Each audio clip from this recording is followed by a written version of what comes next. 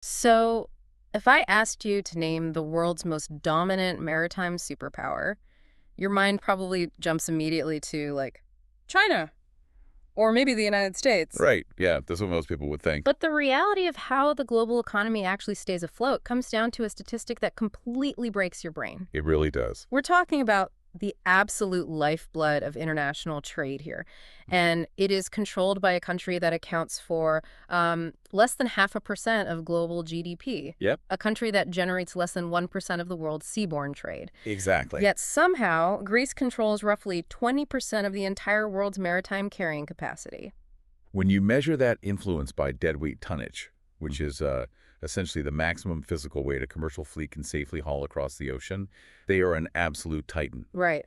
I mean, it is a level of dominance that just defies standard economic logic. It's a massive, wildly disproportionate superpower. It's kind of like looking at Switzerland, right? They have a relatively tiny footprint in global GDP, but they maintain this iron grip on 50% of the global watchmaking value. Oh, that's a good comparison. Or like Germany single-handedly commanding about 65% of the luxury car market. Right, right. Greece has that exact same kind of stranglehold, but they aren't selling watches or sedans. They are operating the invisible conveyor belt that keeps human civilization running. That's exactly what it is. Okay, let's unpack this, because we have an incredible stack of sources for this deep dive today. We're synthesizing everything from, really dense market reports and breaking data from maritime news outlets. Like Zimday and Irene? Exactly, all the way back to these fascinating historical archives detailing pre-industrial Ottoman-era merchants. So our mission today is to isolate the secret DNA of Greek shipping. We really want to understand how this highly specific operational model has survived for centuries. And maybe more importantly, how it's navigating today's incredibly chaotic geopolitical waters. Especially while facing down a massively state-backed China. Exactly. Because for you listening, decoding this invisible web of ocean trade is really the ultimate shortcut to understanding how the modern global economy actually survives periods of extreme crisis. Which makes a massive piece of breaking news in our source stack so fascinating. Because, well, it seems to completely challenge the very premise of that Greek dominance. Yeah, the recent data. Right. According to data from the French shipbroking house BRS, China just officially overtook Greece. By vessel numbers. Yeah. China now controls 25% of the global fleet by vessel numbers, which pushes Greece into second place at about 11%. Right. So if you just read the headline, you would assume the Greek maritime empire is finally collapsing. You would. Yeah. But the BRS data points to a much more complex shift in global logistics. I mean, we're entering what the industry is calling the two-model era of shipping. Okay, the two-model era. Break that down for us. Let's look at the mechanics of the Chinese model first. It is built on an unfathomable scale of domestic industrial need and, frankly, massive state intervention. Just massive. Consider the sheer volume here. China consumes 40.5% Yes. all global seaborne bulk commodity imports. Wow. Think iron ore, coal, grain. And they generate roughly 14% of global exports. So they have this built-in, just perpetually hungry cargo base. Exactly. They are entirely self-sustaining in terms of demand. It's essentially the Amazon logistics model. Oh, how so? Well, Amazon realized they were paying third parties to ship so many of their own cardboard boxes that they just built an entirely vertically integrated massive delivery fleet. Right, right. They bought the planes and the vans because their internal domestic volume easily justified the capital expense. That is a perfect parallel. Because to service that massive internal volume, the Chinese state heavily subsidizes its fleet. Around 44% of Chinese-controlled tonnage is strictly state-owned. Wow, almost half. Yeah, driven by strategic industrial policies, like Costco's 100 ships plan. Okay. When Beijing expands its fleet, the primary motivation isn't always maximizing commercial profit on the open water. Often it's just about securing their vital import supply chains, right? Right. Ensuring their export logistics can't be choked off by a foreign power. Exactly. Which means China has a massive fleet, but that fleet is heavily tethered to the Chinese economy. Yes. If their domestic manufacturing slows down, those ships still have to be paid for, maintained, and staffed, even if they're, sailing half empty. That's the vulnerability of that model. But the Greek model is fundamentally detached from that kind of domestic anchor. Our sources note that Greece only generates about 1% of global trade. Right. They have virtually zero domestic cargo base to rely on. And that's the key difference. An incredible 98% of Greek-controlled capacity is deployed in what we call third country trades. Meaning they're moving other people's goods. Between other countries, yes. I mean, a Greek-owned ship might spend years moving Brazilian soybeans to Japan or Australian coal to India without ever once docking in a Greek port. That's wild. So if China is building Amazon's captive delivery fleet, Greece operates as the ultimate high-end independent freelancer. Completely. They carry zero inventory risk. They're just flexible operators constantly scanning the globe, moving anyone's cargo wherever the daily spot rate is highest. What's fascinating here is that losing the #1 spot in sheer vessel numbers means very little to the Greek strategy. Because that wasn't the goal. Right. Their dominance was never about stamping their flag on the most hulls. It's about deep, sprawling commercial networks and a mastery of what's called tramp shipping. Okay, let's break down what tramp shipping actually looks like in practice, because the term sounds a bit antiquated, but it's actually hyperdynamic, isn't it? It really is. A tramp ship doesn't operate on a fixed route or a published schedule. Okay. Unlike a major container line that always runs from Shanghai to Los Angeles every Tuesday. Right, like a bus route. Exactly. But a tramp ship roams. The captain or the commercial operator might drop a load of grain in Rotterdam, immediately look at the global spot market, see a temporary shortage of cement in West Africa, pivot the ship to a nearby port to load up, and sail south. Wow. It requires a level of ruthless commercial agility and minute-by-minute decision-making that a massive state-directed fleet with a rigid bureaucratic mandate simply isn't designed for. But you can't just, incorporate a business today, buy a few freighters, and decide to become a highly agile, ruthless maritime freelancer. No, definitely not. That kind of risk tolerance and decentralized network doesn't happen overnight. To understand why Greece is so uniquely adapted to this model, we have to leave modern economics behind for a minute and look at the historical DNA of these families. And we have a brilliant historical text in the stack for this. It focuses on the pre-industrial Ottoman-era Greek merchants. Right. Centuries ago, these Greek Orthodox traders acted as the primary commercial mediators between rural, agricultural economies and the major urban centers. Okay. They made their fortunes navigating the shifting, often dangerous borders of the Ottoman, Venetian, and Dutch empires. They were operating in highly volatile environments with absolutely no central bank to bail them out. None at all. And no unified national government or naval fleet to protect them if a cargo was seized or a ship went down. Exactly. Because they lacked any semblance of a state safety net, they relied entirely on fraternitas. Right. Basically deep-wanded family community networks. Right. The text uses the Gerusi family as an illuminating case study here. Right. They expanded their operations from Smyrna and Trieste, stretching all the way to Syros and Petrus. Creating this sprawling network. Yeah, effectively creating a localized network to completely dominate the English current trade. For them, capital wasn't just physical coinage. It was trust, personal relationships, and shared commercial know-how passed down bloodlines. But we shouldn't romanticize this as just, polite, harmonious family dinners. Oh, definitely not. The source material paints a picture of intensely tight-knit, but sometimes incredibly dramatic and volatile communities. Very dramatic. There's a microhistory in the text about a 19th century merchant in Smyrna named Ioannis Marcellus. Right, this story is wild. He built an absolute fortune in the Dutch trade.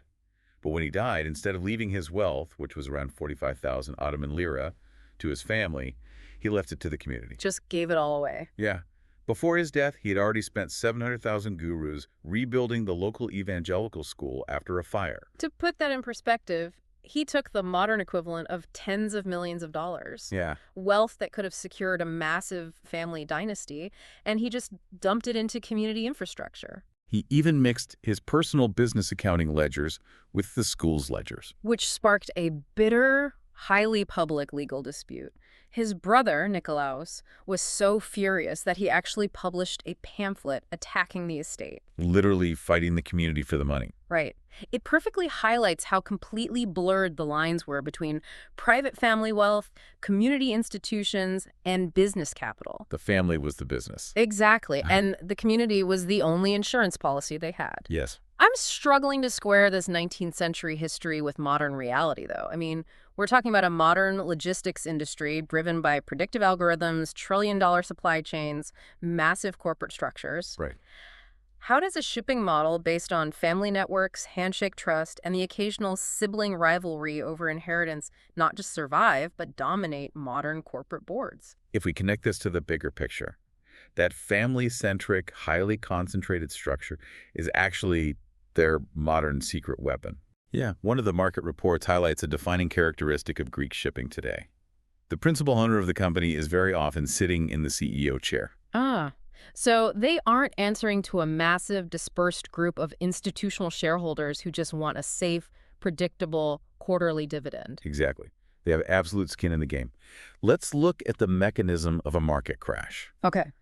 If you are a publicly traded shipping conglomerate and vessel values plummet, you might spot an incredible deal on a distressed asset, say a $100 million bulk carrier selling for half price. Right, a great deal. But to buy it, you have to run risk assessments, present a business case to an investment committee, wait for board approvals, ensure you hit your ESG compliance targets. That takes weeks, maybe months. And by the time the board votes, the bottom of the market is passed and the asset is gone. Meanwhile, the Greek family patriarch sees that exact same distressed asset, texts his brother or son who runs the operations desk, and they buy it in cash that afternoon. That's literally how it works. Yeah. There is near zero corporate bureaucracy. Right. They have the historical guts and the structural autonomy to buy when there is blood in the streets and sell when the corporate buyers finally enter the market at the top.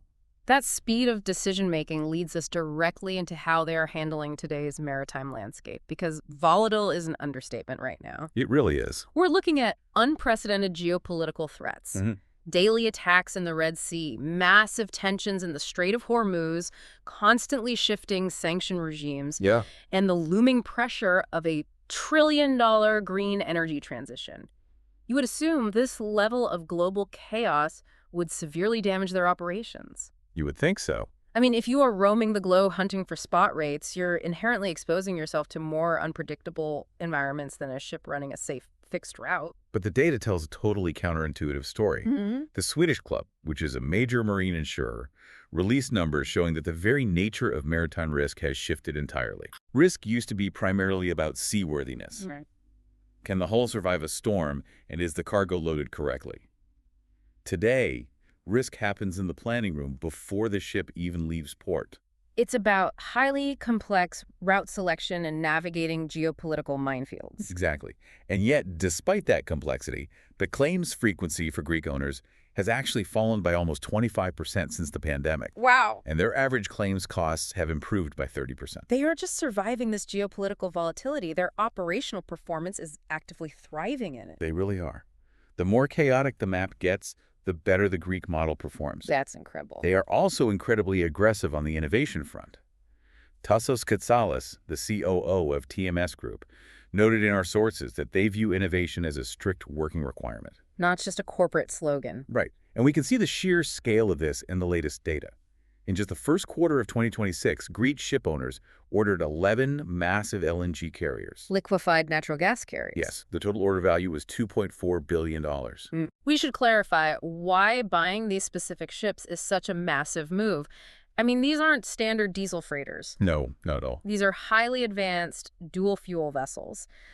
The maritime industry is currently terrified of stranded assets. Terrified. Because green regulations are moving so fast that if you build a standard $100 million diesel ship today, new emissions laws might make it virtually illegal to operate in major ports a decade from now. Exactly. So buying a dual-fuel LNG carrier is essentially purchasing an incredibly expensive regulatory insurance policy. Right. It allows the ship to run on traditional fuels or cleaner liquefied natural gas.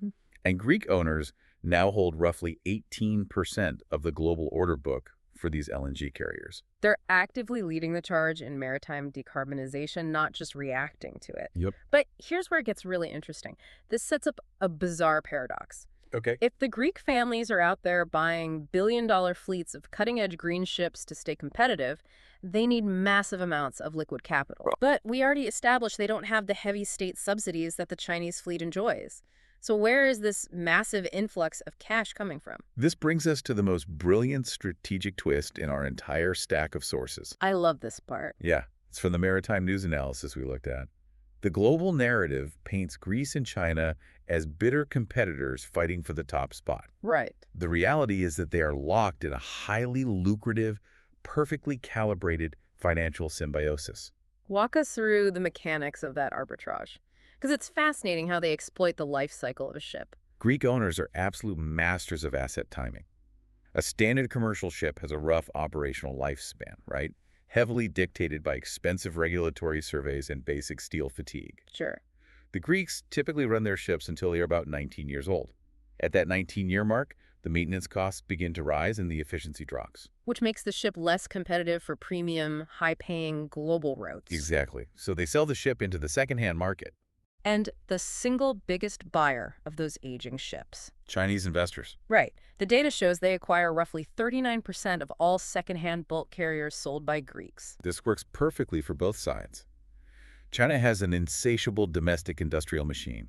They need massive capacity to move coal and iron ore along their own coastline and inland waterways. Where the routes are less demanding. Right. And the premium efficiency of a brand new ship isn't strictly necessary. So a well-maintained 19-year-old Greek ship is incredibly valuable to them. So the Greeks offload their aging, maintenance-heavy assets to China at a premium. They pool that massive influx of cash, and they turn around to order brand new, hyper-efficient green ships. Yes. And they are ordering these new ships directly from Chinese shipyards. That's the kicker. It's astonishing when you look at the numbers. Measured by deadweight tonnage, 55% of the Greek-controlled dry bulk fleet was actually built in China. Right now, as we speak, Greek owners have 133 bulkers, currently on order in Chinese yards. They are the second largest customer group for Chinese shipbuilders, trailing only the Chinese state itself. It is the ultimate arbitrage. They're literally funding their own multi-billion-dollar green transition using the very market that is supposedly overtaking them in the rankings. Exactly. They sell their outdated tech to China to service domestic routes, use that Chinese cash to buy the newest tech from Chinese builders, Yep. and deploy those pristine ships to maintain their absolute edge in the premium global freelance freight markets. It is the flawless modern evolution of that 19th century merchant agility we discussed earlier. Yeah. The Greek model doesn't care about the vanity metric of having the most ships on paper. No. They care about ruthless asset allocation. They care about securing the most lucrative cargo and dynamically shifting their fleet to wherever the global economy dictates the highest margin. So what does this all mean when we pull back and look at the whole board? The data shows Greek shipping now represents 61% of the entire European Union fleet. Massive. They are generating $40 billion in annual revenue, which accounts for 7 to 8% of Greece's entire national GDP. The ultimate takeaway here is that Greece is not losing its crown to China's rise. No, it's not. It is simply playing a deeply historical game of asset management that a heavily bureaucratic, state-run system cannot replicate. It's a powerful framework for you to keep in mind. Yeah. I mean, the next time you look at an out-for-delivery notification on your phone, or you turn up the thermostat in the winter, or you walk through a fully stocked grocery store. You're implicitly relying on a centuries-old network of Greek family dynasties. Exactly. These are organizations that have mastered the art of turning collapsing empires, shifting borders, and modern market volatility into sustainable profit. It fundamentally changes how you view the physical objects around you. But I want to leave you with a final thought to mull over today. Something that builds on this dynamic but pushes into the near future. Okay. We've established that the Greek superpower model is built entirely on human agility, tightly knit networks, and rapid gut instinct decision-making by owner CEOs. Right. But we are rapidly accelerating into a world where artificial intelligence and predictive algorithms are attempting to eat global logistics. We're seeing code designed to predict supply chain disruptions months in advance. Perfectly optimized global routes. Exactly. And eventually automate vessel operations entirely. Which raises a massive question about the future of human intuition in global trade. Precisely the point. What happens to the Greek model when the ultimate maritime freelancer is a server farm? Will the gut instinct, relationship-based family merchant model finally be rendered obsolete by millions of lines of perfectly optimized code? Or, as the global map gets increasingly fractured, chaotic, and unpredictable, will the uniquely human ability to read the geopolitical room and adapt on the fly become more valuable than it has ever been? Because when algorithms fail to predict a sudden conflict and the waters get murky, maybe you don't need better code. Maybe you just need a captain who knows how to sail in the dark.